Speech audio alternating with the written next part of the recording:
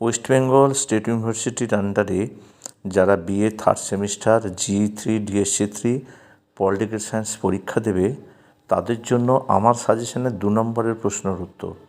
আমার সাজেশনে যতগুলো প্রশ্ন আমি দিয়েছি তার মধ্যে আমি পরপর 20টা লিখে দিয়েছি, তোমরা দেখে নিতে পারো। মুশকিল হচ্ছে কি যে আমি সময় করে উঠতে পারিনি। আসলে তোমরা বারবার অনুরোধ করছে বলেই আমি বাধ্য হয়ে দিচ্ছি, কিন্তু আমি একদম সময় করে উঠতে পারিনি। তার কারণ দেখো, 5th সেমিস্টার চলছে, 3rd সেমিস্টার চলছে, তার সঙ্গে আমার 1st সেমিস্টারের ক্লাস হচ্ছে, তার উচ্চ মাধ্যমিক, এগুলোকে আবার এডিটিং করা রীতিমতো সময় সাপেক্ষ ব্যাপার, যেটা আমার পক্ষে সম্ভব হয় না। তাই আমার ইচ্ছা থাকলেও, আমার একান্ত চেষ্টা থাকলেও আমি করে উঠতে পারিনি। তাই তোমাদের কাছে আমি ক্ষমা চেয়ে নিচ্ছি। তবু আমি তোমাদের অনুরোধে পলিটিক্যাল সায়েন্সের প্রথম 20টা প্রশ্নের উত্তর লিখেছি, যতটা সম্ভব সহজ করে এবং সংক্ষেপে লিখেছি, যাতে তোমরা ফুল মার্কস পেতে পারো। দেখো তোমরা আমার ভিডিওটা। প্রথম নাম্বার আছে তুলনামূলক রাজনীতির সংজ্ঞা দাও। বিভিন্ন রাজনৈতিক প্রতিষ্ঠানের কার্যপ্রক্রিয়া ও রাজনৈতিক আচার আচরণের মধ্যে তাৎপর্যপূর্ণ ও নিয়মানুগ সাদৃশ্য বৈসাদৃশ্য সমূহের বিচার বিশ্লেষণ হলো তুলনামূলক রাজনীতি। বর্তমানে তুলনামূলক রাজনীতিতে রাজনৈতিক প্রতিষ্ঠান ও প্রক্রিয়ার আলোচনা করা হয়। 2, তুলনামূলক সরকার বলতে কী বোঝো? পৃথিবীর বিভিন্ন দেশের সরকারের কাঠামোসমূহের তুলনামূলক আলোচনা তুলনামূলক সরকার হিসেবে প্রতিপন্ন হয়। আবার বিভিন্ন দেশের বিভিন্ন অঞ্চলের অভিন্ন প্রকৃতির শাসন কাঠামোর তুলনামূলক আলোচনা করা হয়। এই আলোচনা তুলনামূলক সরকার হিসেবে বিবেচিত হয়। বস্তুত শাসনতন্ত্র ও আইনের পরিধির মধ্যে তুলনামূলক সরকারের আলোচনা আবদ্ধ। 3 নম্বর, তুলনামূলক রাজনীতির যে কোনো 2টি বৈশিষ্ট্য লেখো। উত্তর যে তৃতীয় বিশ্বের বিভিন্ন সরকারি কাঠামো ও রাজনীতির প্রক্রিয়ার পর্যালোচনাকে তুলনামূলক রাজনীতির অন্তর্ভুক্ত করা হয়েছে। অইউরোপীয় দেশগুলো তুলনামূলক রাজনীতির আলোচনার অন্তর্ভুক্ত। 1 নম্বর, তুলনামূলক রাজনীতিতে উন্নত রাজনীতির ব্যবস্থার আলোচনা যেমন আছে, তেমনি আফ্রিকীয় পশ্চাৎপদ ও দরিদ্র দেশগুলোর রাজনীতির ব্যবস্থার আলোচনা আছে। এবং তুলনামূলক রাজনীতির দৃষ্টিভঙ্গিকে সর্বজনীন করার জন্য উন্নয়নশীল সমাজের রাজনীতির ব্যবস্থার উপর বিশেষ গুরুত্ব আরোপ করা হয়। 2 নম্বর, তুলনামূলক রাজনীতির আলোচনা আনুষ্ঠানিকতা বর্জিত এবং আইনানুমোদিত প্রতিষ্ঠানের আলোচনার মধ্যে সীমাবদ্ধ নয়।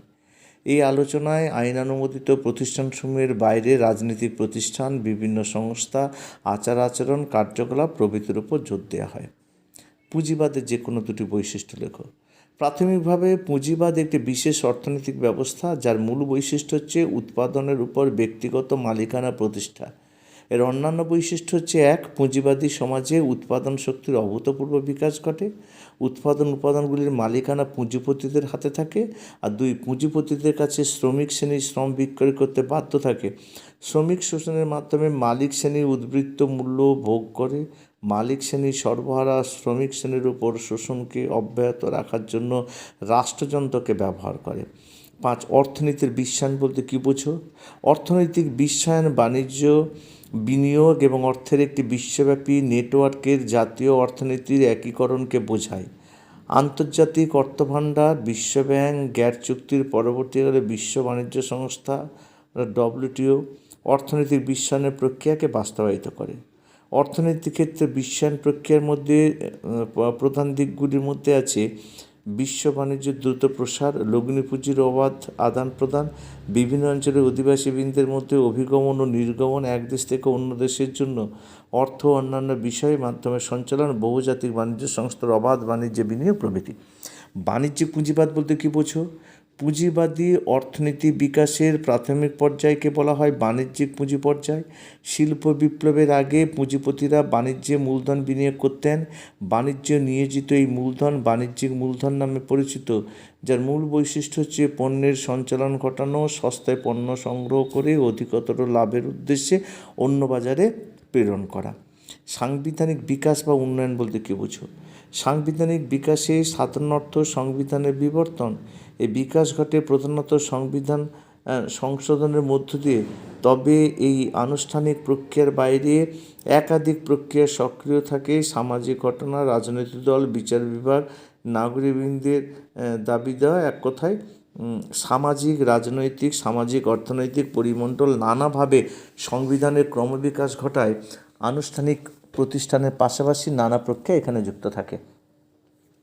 বিশ্বায়ন শব্দটিকে তুমি কিভাবে সংজ্ঞায়িত করবে? বর্তমান বিশ্বে এক বহু আলোচিত শব্দ হলো গ্লোবালাইজেশন, যার বাংলা প্রতিশব্দ হলো বিশ্বায়ন।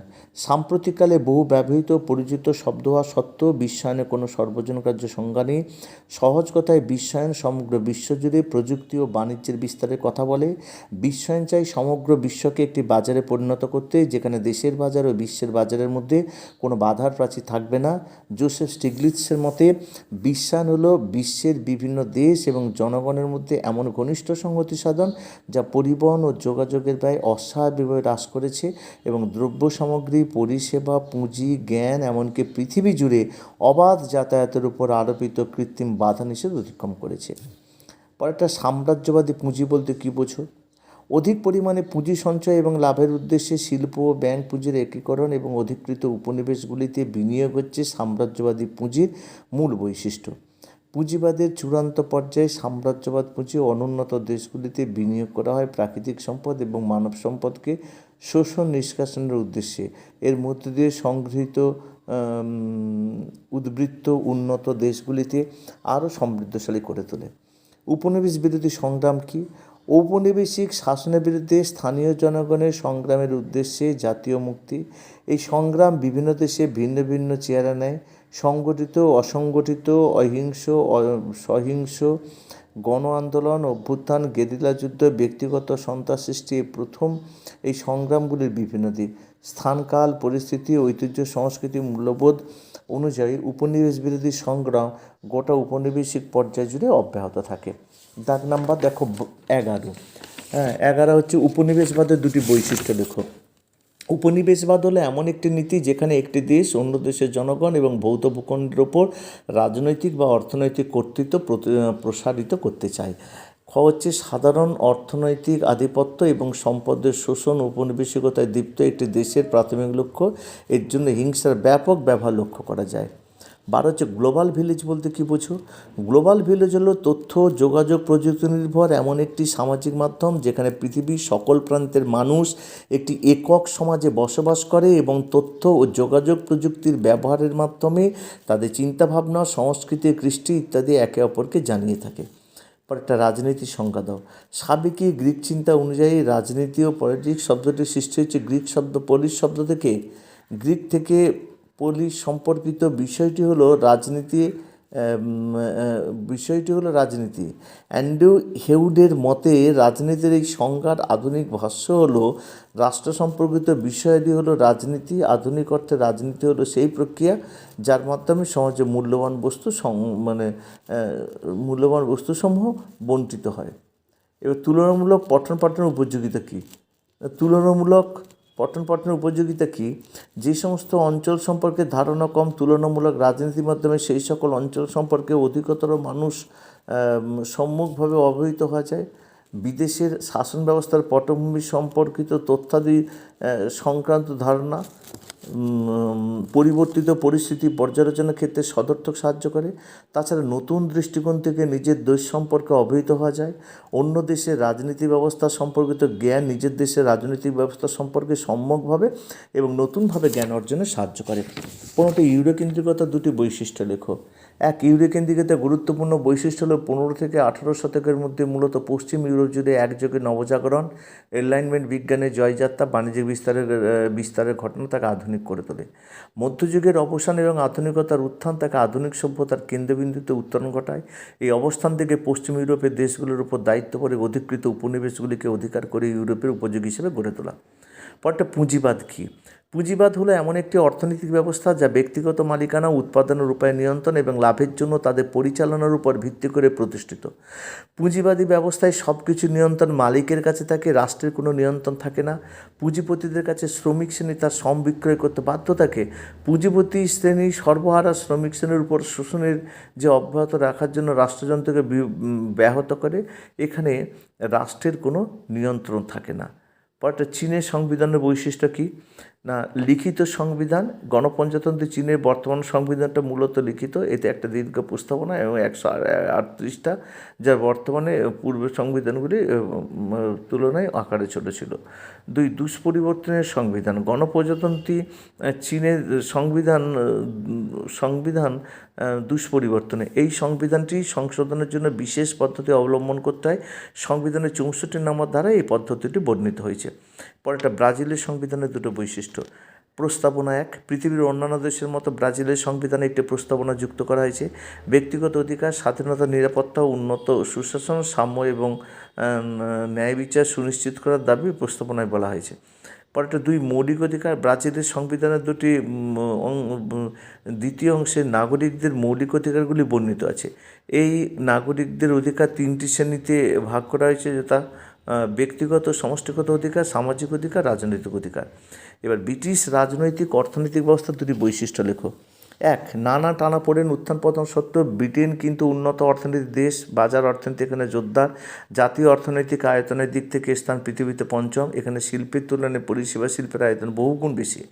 2, পৃথিবীর অন্যতম শ্রেষ্ঠ বিশ্বায়িত অর্থনীতি দেশ ব্রিটেন কিন্তু বিশ্ব অর্থনীতি থেকে 1979 সালের পর থেকে মোটামুটিভাবে যে মুক্তবাজার অর্থনীতির পক্ষে দাঁড়িয়েছে। তবে পরবর্তীকালে থ্যাচারের প্রধানমন্ত্রীতে এর পরিবর্তন লক্ষ্য হতে শুরু করে। এবার ব্রিটিশ সংবিধানের 2টি বৈশিষ্ট্য। 1 হচ্ছে অলিখিত সংবিধান। ব্রিটিশ সংবিধানের 2টি বৈশিষ্ট্য।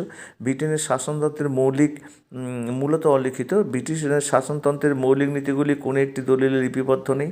বিভিন্ন শাসনতান্ত্রিক রীতিনীতি, সংস্কার, প্রথা প্রভৃতির মধ্যে এই শাসনতন্ত্রের মূলনীতিগুলি ছড়িয়ে আছে। আর 2 হচ্ছে দ্বিদলীয় ব্যবস্থা। ব্রিটেনের রাজনৈতিক দল ব্যবস্থা দ্বিদলীয় ব্যবস্থার উদাহরণরূপে বিবেচিত হয়। রক্ষণশীল দল ও শ্রমিক দল হলো ব্রিটেনের 2টি প্রধান রাজনৈতিক দল।